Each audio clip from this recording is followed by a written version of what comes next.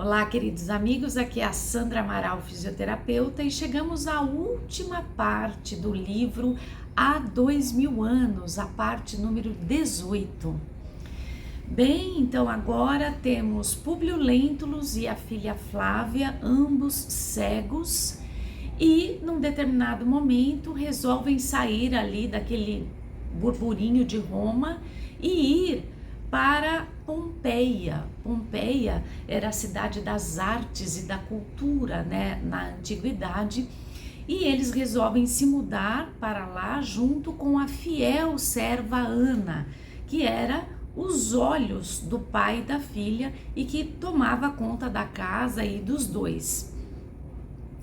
Plínio, depois de muito tempo no exército, se regenerando, o marido da Flávia, ele resolve voltar. Ele volta arrependido, transformado e com as intenções de ser fiel a Flávia, agora que ambos estão mais já no fim da vida, não é?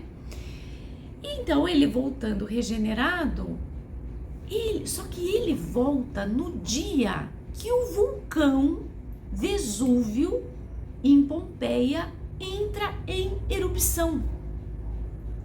E neste dia que o Vesúvio entra em erupção, ele destrói total e completamente a cidade de Pompeia.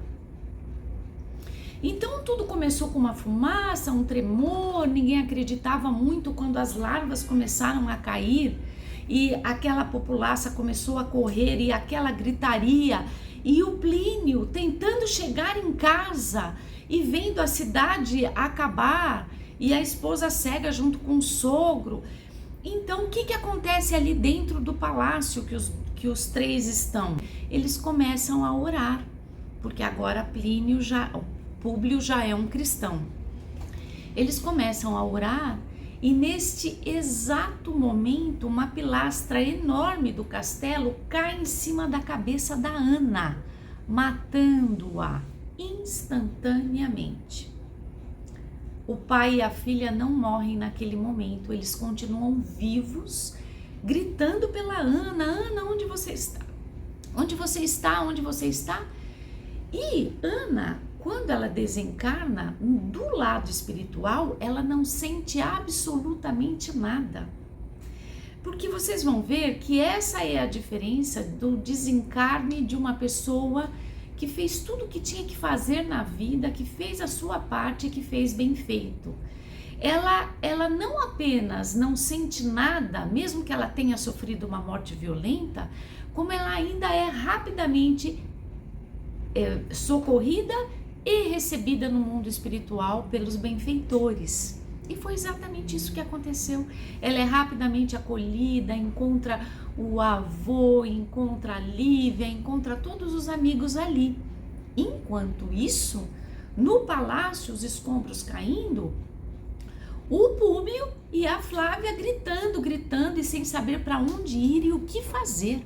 Públio Lentulus, que ao ir para Pompeia, procurou um palácio bem em frente ao vulcão Vesúvio, porque era uma vista maravilhosa.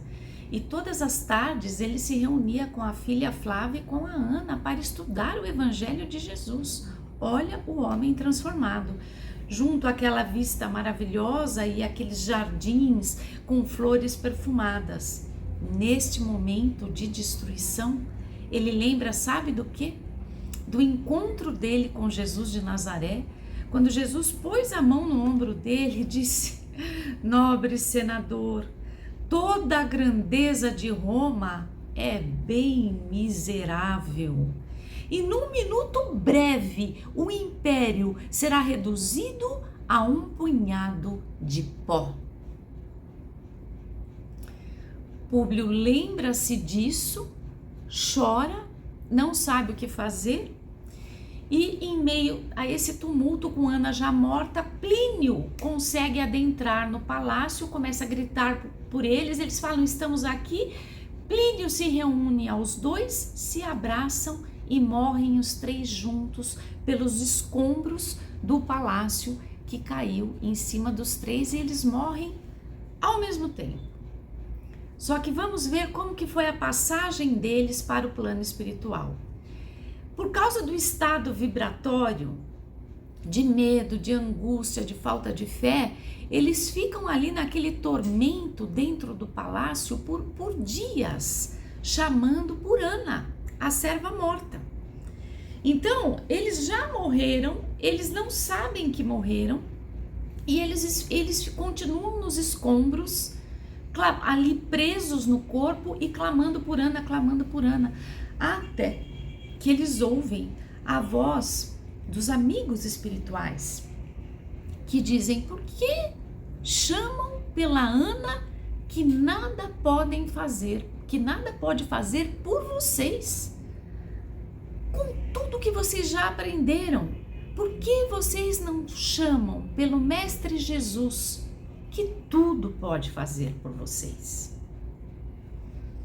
Você percebe por que a Ana foi rapidamente socorrida e por que eles não? Então, só a partir deste momento é que eles são socorridos, eles percebem que morreram e que estavam ali nos escombros. Isso é muito comum, viu, minha gente? Nas grandes catástrofes, a espiritualidade, né, de luz, do plano espiritual, eles vão em verdadeiras comitivas para os locais das catástrofes, avião que caiu, pessoas que morreram em desastres. A espiritualidade vai até lá para socorrer, porque uma mesma pessoa, as pessoas podem morrer de um mesmo jeito na mesma situação. Por exemplo, um avião que cai, todo mundo morreu no mesmo momento, só que a passagem de cada um para o mundo espiritual é totalmente diferente. Há os que são socorridos rapidamente, há os que é oferecido socorro e eles não querem aceitar ajuda. Há os que não percebem que morreram, pensam que estão vivos ainda presos nos escombros. A depender da condição moral e vibratória de cada um que morre naquele momento, o socorro é de uma forma diferente. Então, eles são socorridos, lá eles são orientados, eles são, enfim, reencaminhados, como todos nós. Eles vão estudar um pouco, vão se preparar para uma nova reencarnação. E nós já sabemos como Públio Lentulus volta. Ele volta 50 anos depois como o escravo Nestório.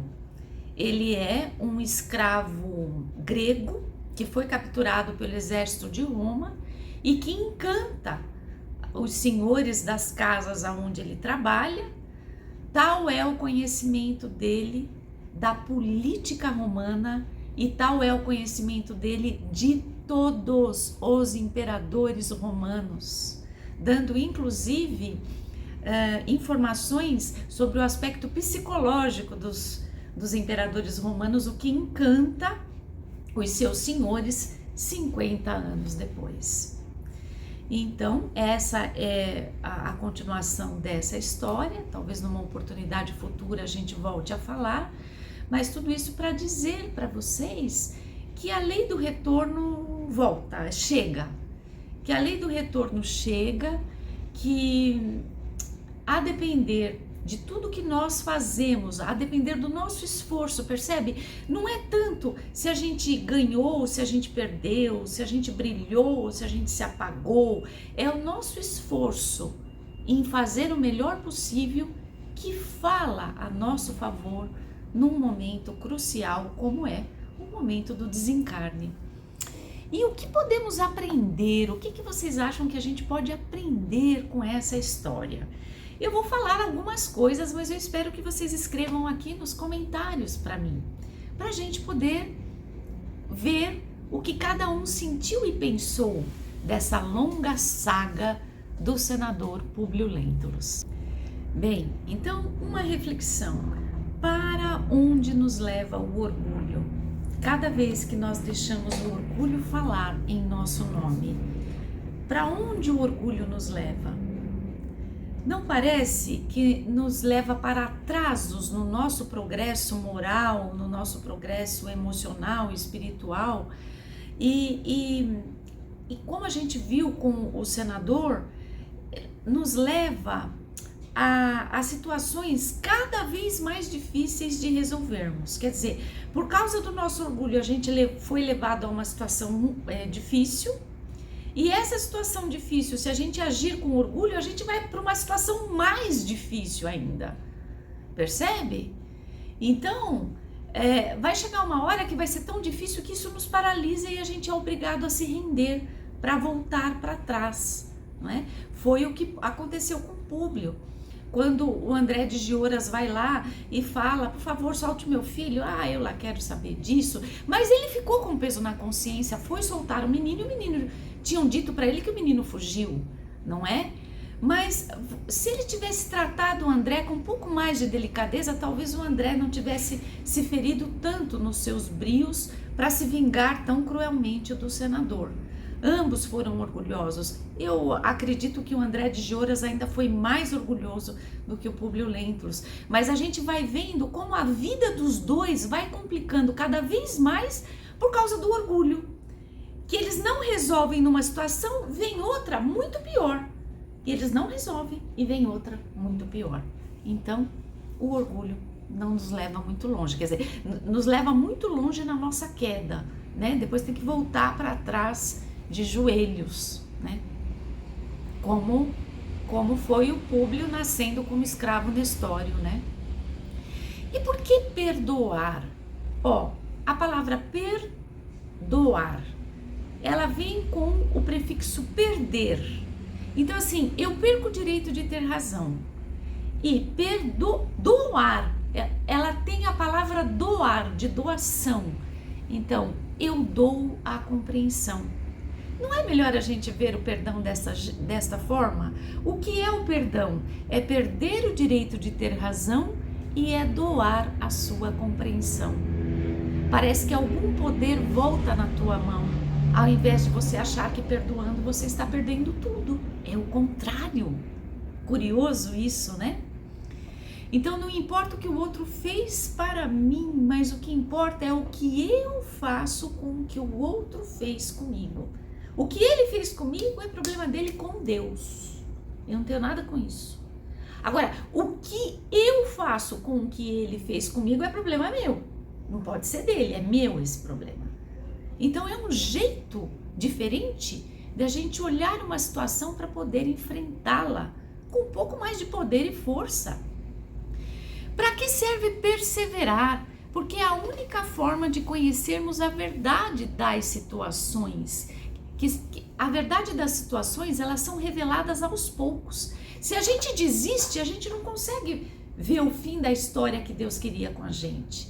Então perseverar é a gente continuar para que a gente possa conhecer a verdade que se revela com o final daquela situação, se nós perseveramos. Se abandonamos o barco, nunca vamos saber o que poderia ter acontecido e às vezes o que poderia ter acontecido iria nos surpreender, porque toda vez que a gente consegue alcançar a humildade, uma força maior e uma situação melhor surgem deste conflito, não é?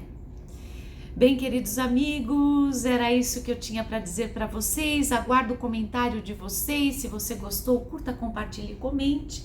Siga-nos nas redes sociais. Muito obrigada pelo acompanhamento desta saga. Um grande abraço e até o nosso próximo vídeo.